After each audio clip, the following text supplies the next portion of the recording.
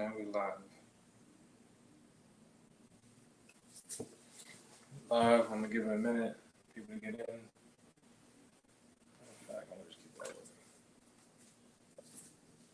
How's everybody doing today?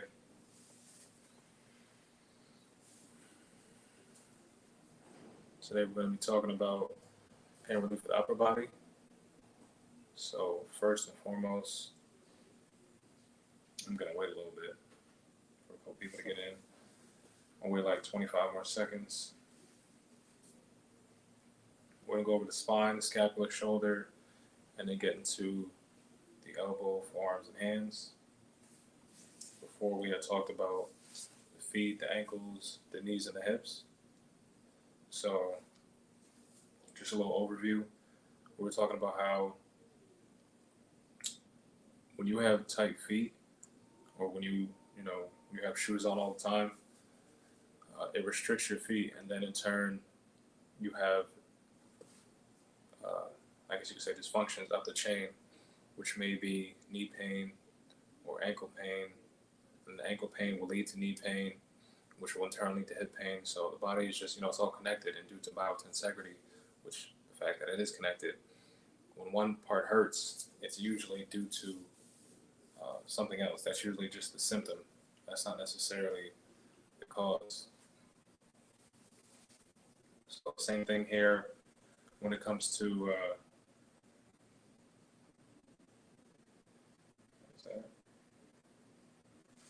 same thing here when it comes to understanding the spine. So when it comes to the spine, always remember you're only as old as your spine. So when you do exercises, it's not just doing movements to get back muscles or whatever the case is. You want to do movements to strengthen and lubricate your spine, because you can have all the muscles you want. If your spine isn't functioning properly, then you're not going to be at your peak performance. So that's something you want to keep in mind. There's many facets of what you can do to help you get to understanding, and overstanding your spine. You can check out my my YouTube, Martin Mindset 11. Go to the mobility playlist, and you can also tap in with the classes that we have Tuesdays and Thursdays at 6 p.m. Just go to the website, PerfectFitnessF2.com, and you'll see it there. So again, with the spine, a lot of us, we have scar tissue built up. I know before I had about like 20 years of scar tissue in my spine. So now the electricity can't flow freely through my body, which in turn, if you're an athlete, is going to affect your reaction time. If you just want to live, a long, prosperous life, that's going to hinder you as well. Again, think of the body as, we start off as a river, then we go to a stream, then we end off as a pond.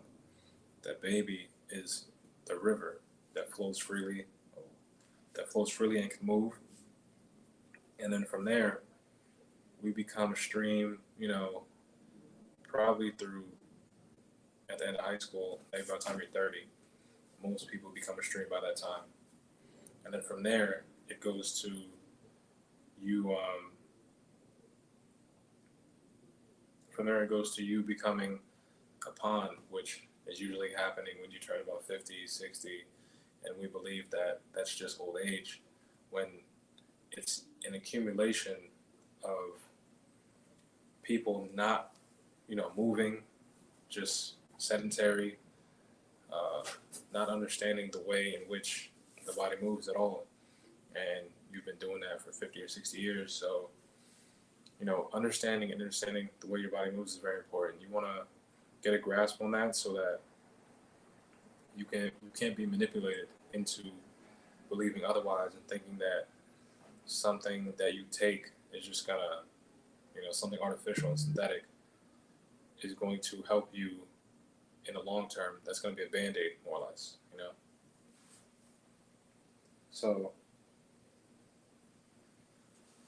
when it comes to that scar tissue in your spine, you want to alleviate that, of course, and just spine movements, segmentation, cat camel, like the praying pose, rotating left and right. There's videos on the YouTube, Martin Mindset 11. You can check that out. And then we're gonna get up to the scapula. So the scapula, which is a shoulder blade, a lot of people don't realize what their scapula is. It is the shoulder blade, you know, back here. So that is very important when, let's say you're hanging, right? You want to bring the shoulder blades down and in. So basically turning it into like a V, like that.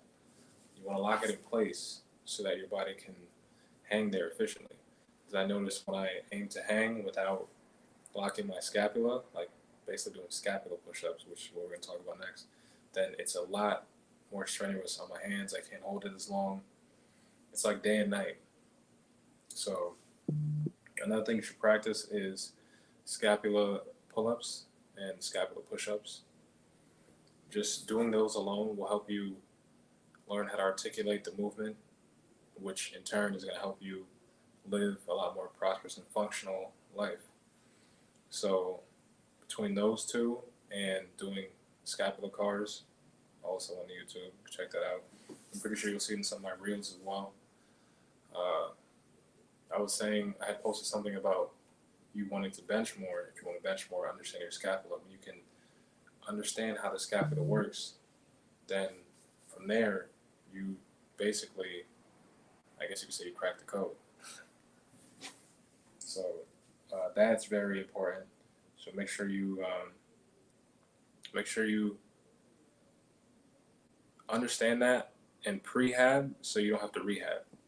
That's very important for people, because I know a lot of people that have injuries because of their scapula. You can have gopher double because of lack of rear delt and scapula stability. So that's one thing that's very important. Also, back to the spine, decompressing so you don't get sciatica, and understanding rotation so you don't get sciatica, and warming up. That's very important, because I've definitely had to deal with that. Shoulders. A lot of people injure their shoulders when it comes to the range of motion. So there's active. Say you can move to here, and say I can lift your arm to here. So the range right here, that's where you'll get injured. So you'll see like grandparents, they go to, say you throw a baseball with your grandkid right here, in this area is when they're going to get injured, because they haven't been up there in who knows how long.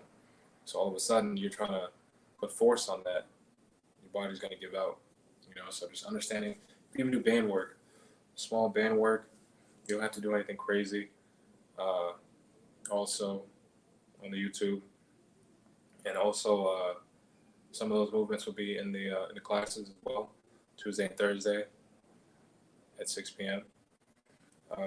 That's something you want to. Why is my thing doing that? That's something you want to make sure you can establish way before you get pain, because once your shoulders don't work, then the rest of your body, or the rest of the arm, is not going to be functioning properly. I know I've had to deal with that as well.